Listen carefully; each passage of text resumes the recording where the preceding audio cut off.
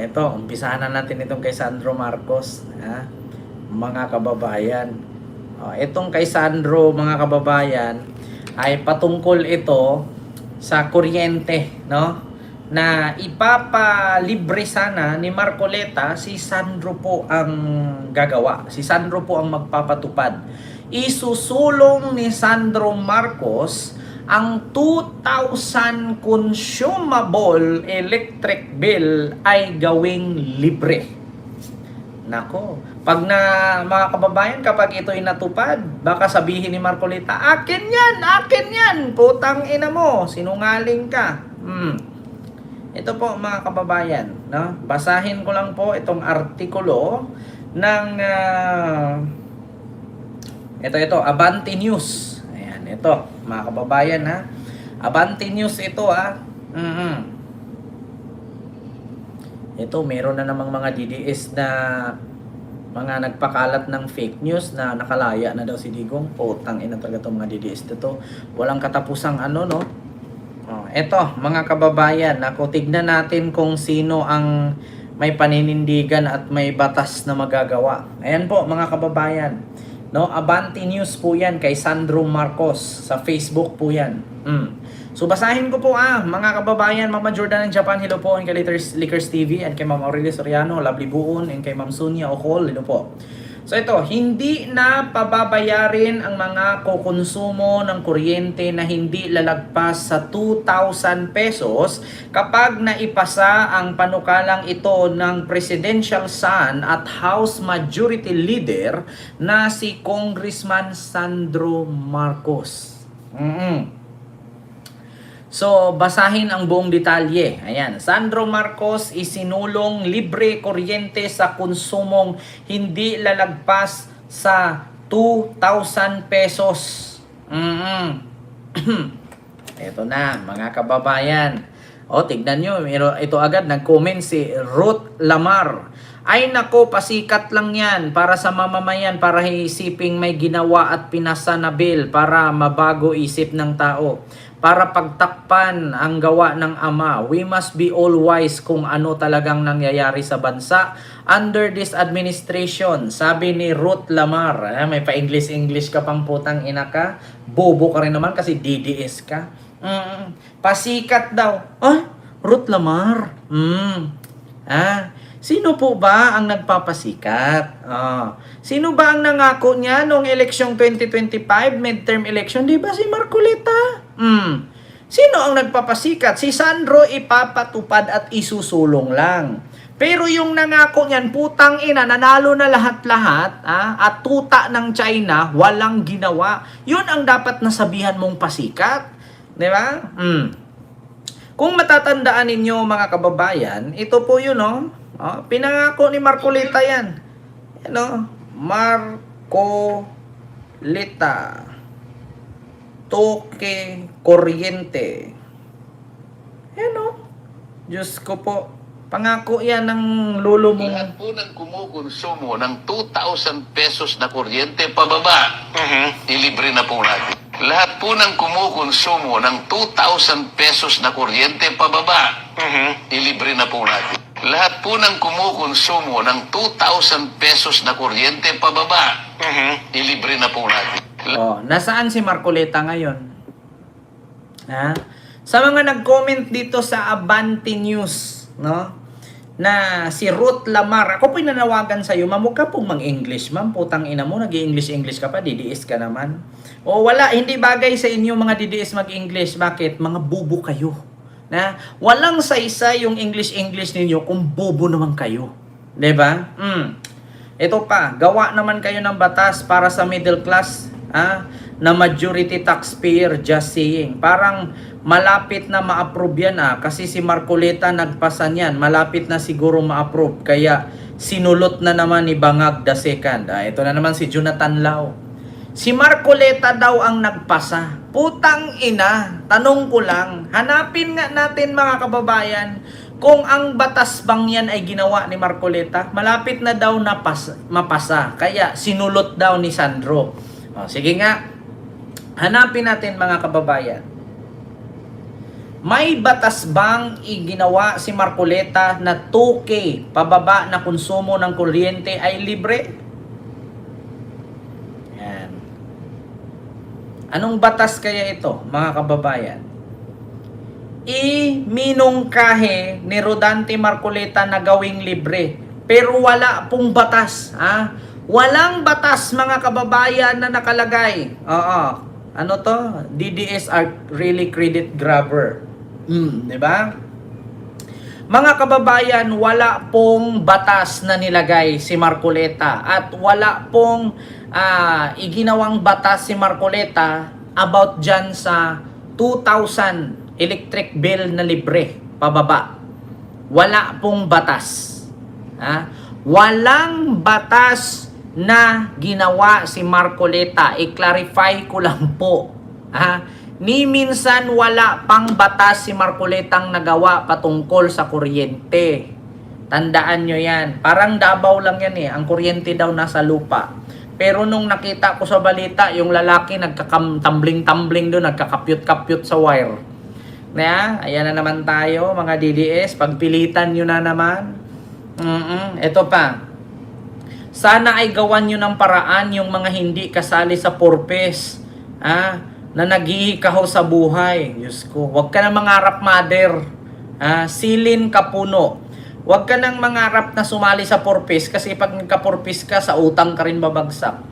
Malaking mali ang panukalang batas ni Sandro. Dapat ang panukalang batas ay ganito. Consumption over 2K bill in electric is the only payable. Hindi yung 2,000 below, consumption libre. Bobo! Ito si Rolando Lacuata. Alam mo, sa totoo lang, in English mo lang eh. Alam niyo mga DDS, no? Mukha kayong tanga. Malaking mali daw ang panukala ni Sandro. Dapat ang panukalang batas ay gawing consumption over 2K bill in electric is only payable. Hindi yung below 2K consumption. Magtayo ka na lang ng sarili mong, magbili ka ng sarili mong generator, sir. 'Di ba? Yung 2,000 daw, pababa, yun lang ang bayaran. Pag pataas, hindi na bayaran, sir. Kung ikaw po may-ari ng electric, sir, no? Mukhang ayaw mo na yatang magnegosyo sa Pilipinas kung ganyan. Alam nyo, ang sakit ninyo mga DDS, puro kayo libre, puro kayo libre. Putang ina nyo. Ang papangit nyo na nga, ang bububo nyo pa, puro asa lang kayo sa libre. Nang ina nyo, magtrabaho kayo, uy. Ito pa, parang lugi na ang ibang taxpayer dahil may purpose na, may tupad pa, tapos may libreng kuryente. Paano naman yung iba? Alam nyo, sa totoo lang mga DDS, gusto ninyo lahat libre. Alam nyo mga DDS, bigyan ko kayo advice Kung gusto nyo lahat libre, tumira kayo sa sementeryo. Wala kang kaaway, wala kang maramdamang gutom, wala kang maramdamang bayarin, At higit sa lahat, hindi ka na mapapagod, tumira ka sa sementeryo, lahat doon libre. Kung magbawas ng presyo per kilowatt, maniwala pa ako, pero libre, pampolitika lang yan. Ayan na naman si Rafael. Alam mo, Rafael, puro ka, yung ginagawa mong papasok ka sa shopping, sa tawag doon, tindahan ng Uniqlo, tapos susukat ng damit, tapos magpipicture sa salamin, tapos uuwi. Alam nyo, yan ang mga sakit na mga DDS.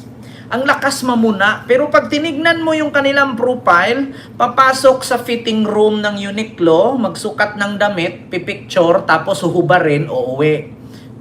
Kita mo dito, ayan ito. Kita nyo? Ayan. Papasok sa fitting room, susukatin ang damit, uhubarin, uuwi. Diba? Alam niyo, sa totoo lang mga DDS, yan ang mahirap sa inyo Puro kayo reklamo. Papayag kaya ang oligarko? Papayag, malamang. Hindi sila papayag, tignan natin. Kongresista yan Yan ang totoong kongresista. Nagpapatupad ng batas at sinusunod kapag may batas na ginawa. Biruin nyo. Naalala nyo yung ginawa ni Sandrong batas na no work, no pay? Ay, nagulat ka. Yung 4 na Duterte present. Di ba? Mars Bautista, hello po. Remove VAT sa kuryente, tubig at pagkain para applicable sa lahat. O, ito na naman si Edwin Man. Tanggalan ng VAT ang kuryente, tubig at pagkain. Kayo, kung ayaw nyo ng may VAT sa mga tubig, kuryente at pagkain, magtanim kayo. Magbugkal kayo ng lupa, maghanap kayo ng tubig. Yeah? Tapos gumawa kayo ng sarili ninyong electric source. Yeah? Kung gusto nyo na walang VAT. Yeah? What if pababain na lang yung konsumo ng per kilowatt para lahat makinabang? Pababain ang konsumo ng per kilowatt para lahat makinabang. Bakit dito ba sa 2,000 na kuryente na isinusulong ni Sandro Marcos, 2,000 consumable pababa, libre, hindi ba makikinabang ang lahat? So, ano kayo, naka-jumper? Diba? Ano kayo, naka-jumper? Lahat naman makikinabang dito bakit? Saan ka ba nakakunik? Hindi ka ba sa Meralco nakakunik? Anong klaseng, yan? Diba? Nakakapagtaka lang, Ito ang nagsabi. Just lower the cost of electric to the same range as our Asian neighbor para damay lahat, pati mga taxpayer.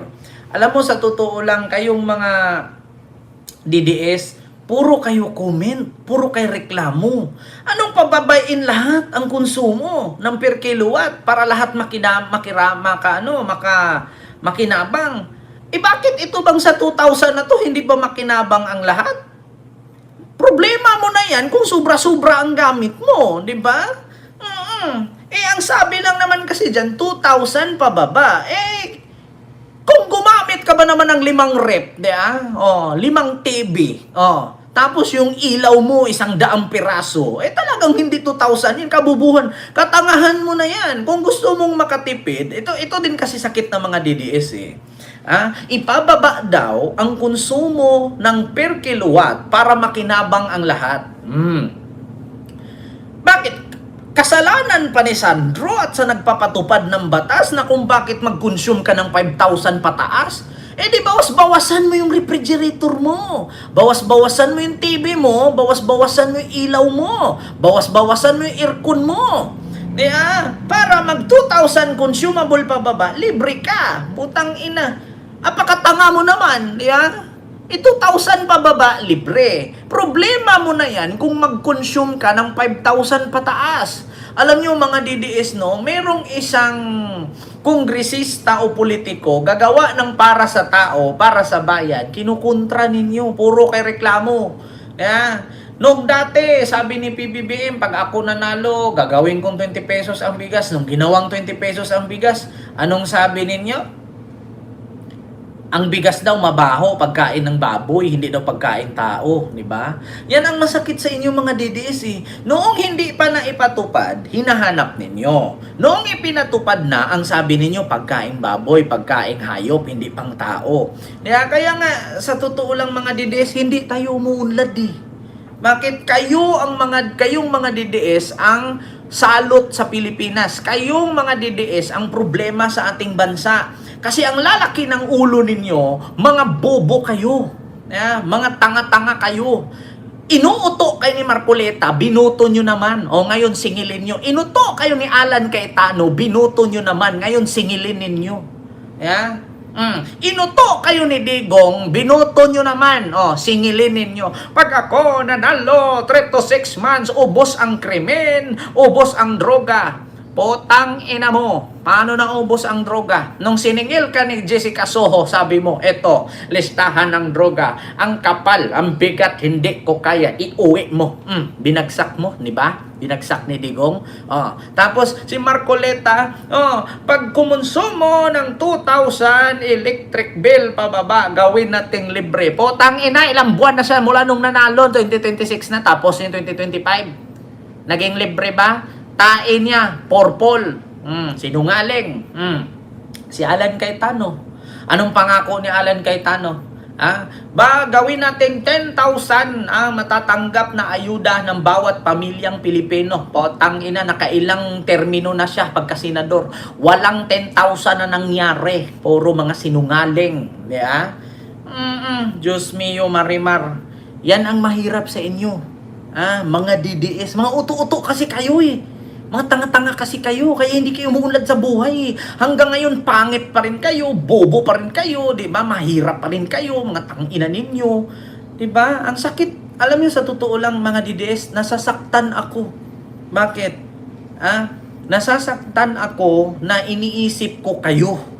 Bakit? Kasi nga, buti may kinakain pa kayo, ang bububo ninyo.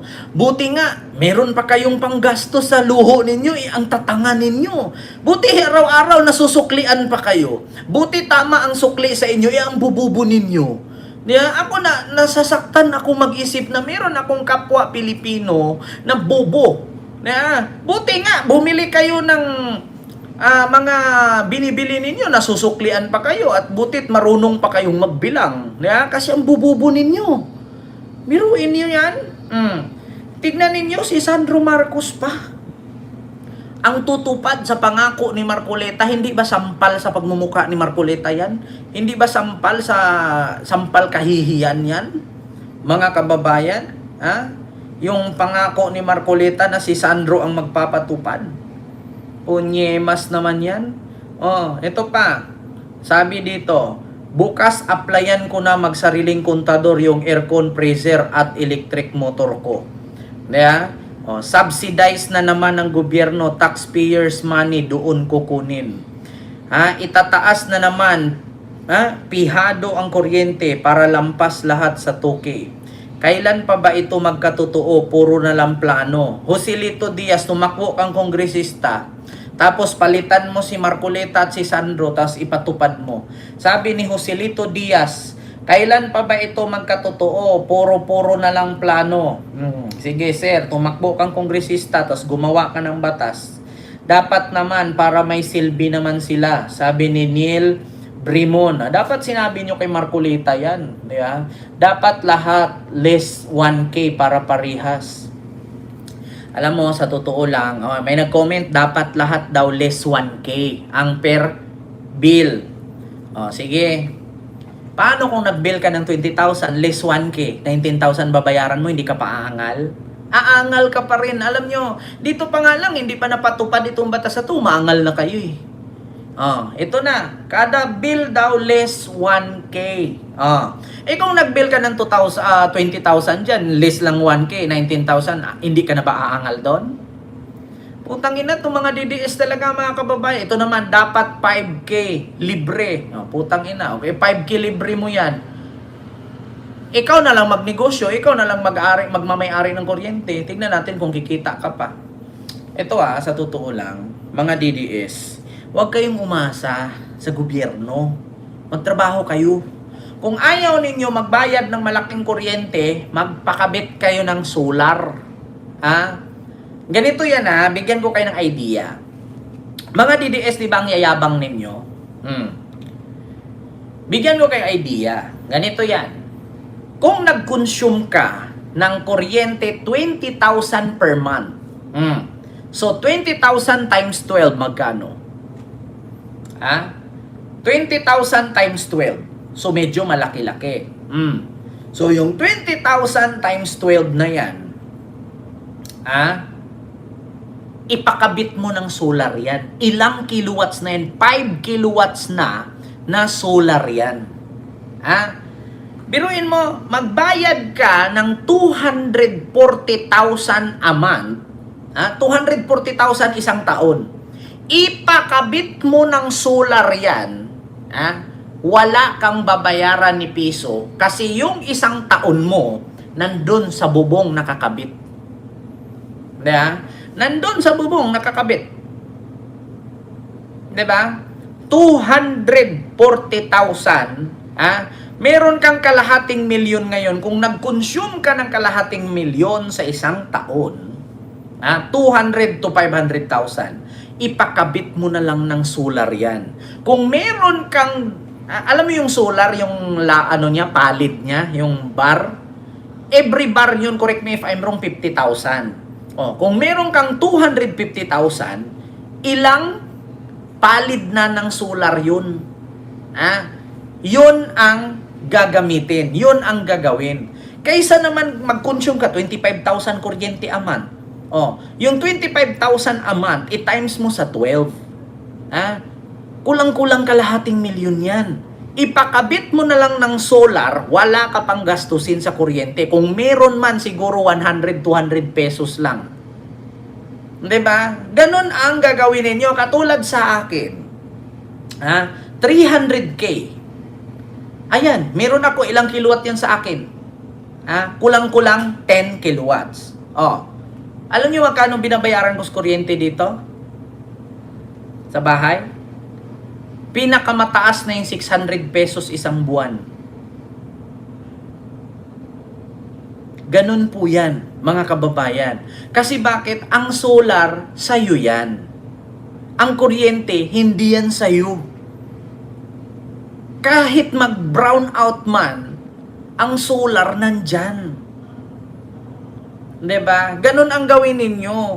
Kaya, wag nyong anuhin, wag nyong iasa sa gobyerno ang bawat kilos. Magpasular kayo. Nagawa ninyong mangutang, nagawa ninyong makabili ng mamahaling bag, mamahaling tsinelas, sapatos, tapos yung pang solar, hindi. Nagawa nyo nga mangutang ng Toyota Vios eh. Magkano ang Toyota Vios? Magkano ang binabayaran mo pag nangutang ka kotse? Ang kotse ngayon, sabihin natin, 10,000 a month. 'Di ba? 10,000 a month kotse. Kuryente mo 10,000 din. Kulang-kulang, sabihin natin 5,000, so 15,000 na. Yung pangkain mo grocery 10,000. Magkano na? Sa grocery mo, isang buwan, isang linggo, sabihin natin isang buwan 10,000. Yung sasakyan mo 10,000, 20,000 na.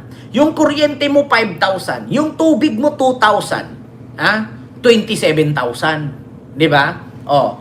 Kung binili mo ng solar yung kuryente mo, yung 5,000 mo mawawala. Magiging 12,000 na lang. Grocery, sasakyan na utang, at tubig. 'Di ba? Nabawasan ng 5,000. Tapos ngayon, paano kung wala kang sasakyan na inutang? Hindi 12,000 lang gastos mo. Grocery lang at tubig.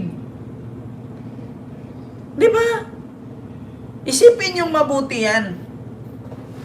Kaya kayong mga DDS, huwag kayong magreklamo. Huwag nyo iasa sa gobyerno lahat. Alam nyo, ang laki ng tipid ng solar, sa totoo lang.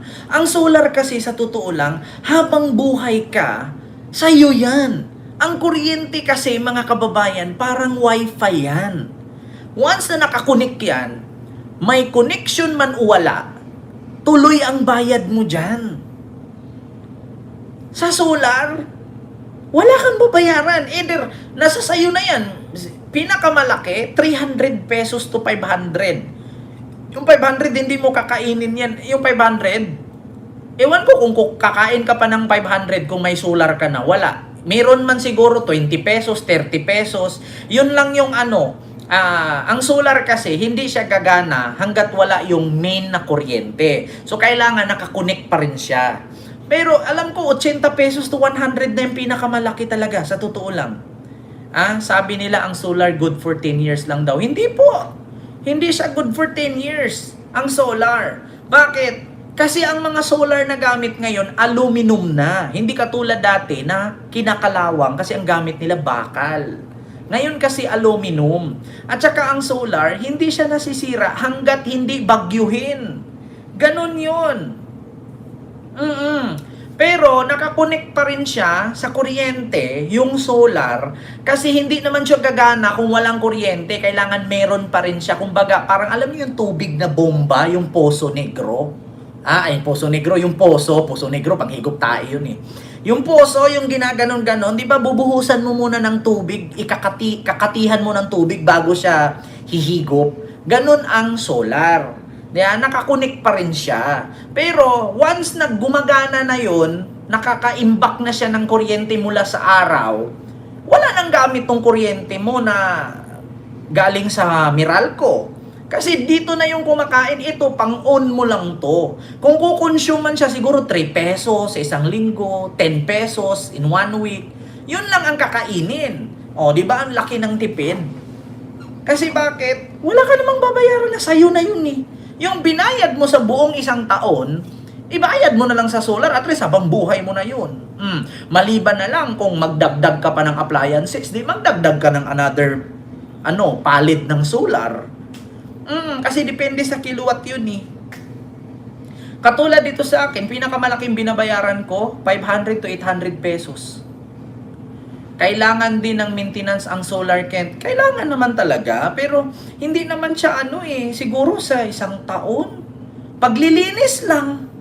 Tapos ang iwasan mo sa solar, yung makagat ng daga, yung mga wire. No? At saka, nasa sayo na yan kung paano mo pakabitan, kasi ngayon ang mga kagamitan kasi sa solar, mga kababayan, na siya nag-upgrade na. Hindi katulad kasi dati na ang gamit nila mga bakal, kinakalawang, yung mga bolt. Ngayon kasi mga stainless at aluminum na. Ang mahal sa solar ay yung battery pag imbak ka ng heat. Totoo po yun, pero depende po yun sa laki. Kasi kung kukonsume ka lang naman, 2 aircon, TV, ilaw, yun lang naman, rep. Wala, hindi ka kukuha. Depende kasi yan, bibilangin kasi yan nung mag-i-install. Halimbawa, yung aircon nyo ba, ginagamit nyo sabay sa isang araw? Kung hindi naman, bihira lang, electric fan, ang pinakagamit dito sa bahay, ang pinakagamit, refrigerator lang. At electric fan. Kasi ang aircon nagagamit ko pag gabi na lang naman. Umaga, wala, electric fan lang, kasi sobrang lakas naman ng hangin dito, nasa bundok to eh. Ganun siya. Tsaka kung gusto mo, bukod sa solar, magbili ka ng windmill. Di ba? Maliit talaga sa totoo lang. Huwag niyong isipin yung malaki ng gastos pag pa-install. Kasi pag pina-install mo yan, sa'yo na yan eh. Wala nang maniningil sa'yo. Sa'yo na yun. Kumbaga, investment mo yan. Di ba? Para ka lang bumili ng bahay. O pag sa'yo na yan, sa'yo na yan. Ang babayaran mo yung tax na lang. At least hindi ka na magbayad ng upa. Di ba? Ganun yun, mga kababayan. Ganun Nanay Minda, hello po. Ganun po yun.